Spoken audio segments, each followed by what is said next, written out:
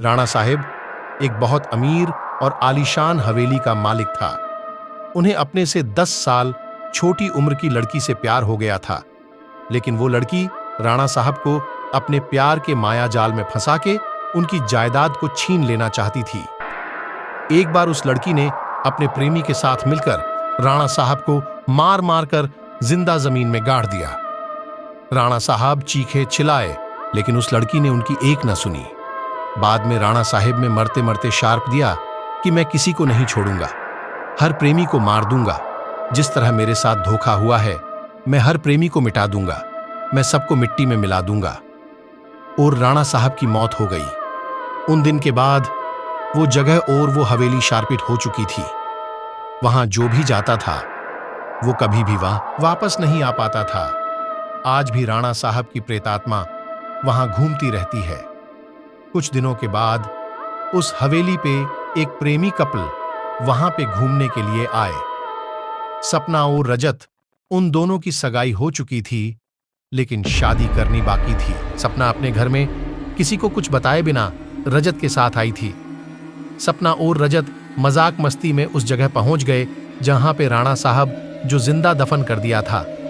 अचानक रजत उस जगह पे गिर जाता है और उसका पैर जमीन के नीचे घुसने लगता है।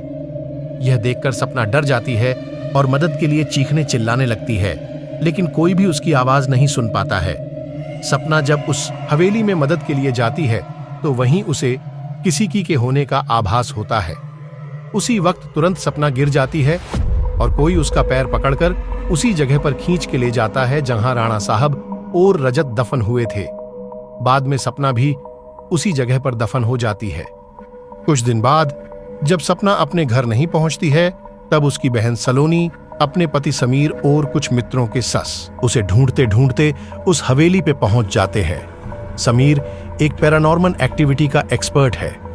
जब वो सब उस हवेली पर पहुंचे, तब समीर को पता चल गया कि यहाँ पे किसी बुरी आत्मा का वास है। उसने सबको सूचित कर दिया। उसी रात को उन सभी के साथ कुछ अजीबोगरीब घटनाएं होने लगती हैं, जैसे कि नल से पानी टपकना, अपने बेडरूम में मिट्टी का आ जाना, रूम की खिड़की या अपने आप हिलने लगना, किसी के रोने की ओर चिल्लाने की आवाज आना। यह सब देखकर वो सभी डर जाते हैं और उनमें से एक भागने की कोशिश करता है, लेकिन राणा साहब की प्रेतात्मा उसे भी जिंदा दफन कर देता है। दूसरे दिन जब उन लोगों को पता चलता है कि उनका एक साथी गायब है, तब वो लोग और भी डर जाते हैं। लेकिन समीर बताता है कि हमें यहां से बाहर निकलना है तो हमें उस आत्मा को बुलाना होगा और उनसे पूछना होगा कि वो आखिर चाहती क्या है। डर के मारे सभी लोगों ने समीर की बात मान ली और आत्मा को बुलाने के लिए तैयार हो गई। समीर ने एक रूम में सभी तैयारियां कर लीं और बताया कि ये जब तक हम आत्मा से पूरी जानकारी नहीं जान लेते, तब तक कोई इस रूम से बाहर नहीं जाएगा और कुछ भी हो जाए, कोई किसी का हाथ नहीं छोड़ेगा। समीर ने तंत्र मंत्र से आत्मा को बुलाना शुरू कर दिया। कुछ ही देर में तेज पवन और बिजली के साथ राणा साहब की आत्मा उस रूम में आ गई। समीर ने उस आत्मा से बात की, आखिर तुम चाहते क्या हो? तो लोगों को क्यों मार रहे हो? कौन हो तुम? राणा साहब की आत्मा ने कहा, निकल जाओ यहां से, मैं किसी को भी नहीं छोड़ूंगा, सब मारे जाएंगे। जो भी यहां आए गया उन सबको मार दूंगा। इतना कहकर वो आत्मा चली गई।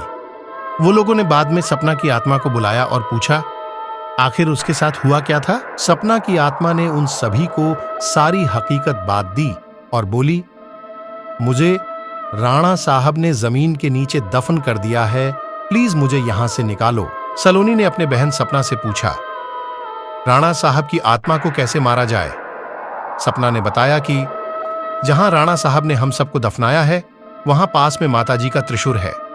उस त्रिशूल से राणा साहब की आत्मा को मार जा सकता है और इस महल को उनकी चंगुल से बचाया जा सकता है।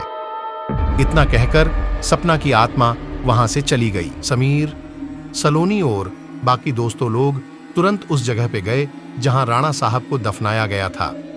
राणा साहब की आत्मा ने उन सभी को त्रिशूल के पास जाने के लिए रोका, लेकिन सलोनी की भी तरह उस त्रिशूल के पास पहुंच गई और उसी त्रिशूल से राणा साहब पे वार किया।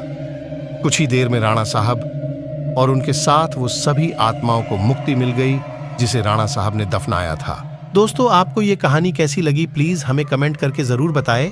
दोस्तों, चैनल पर नए हो तो चैनल को सब्सक्राइब करें ऐसे ही कहानियां सुनने के लिए।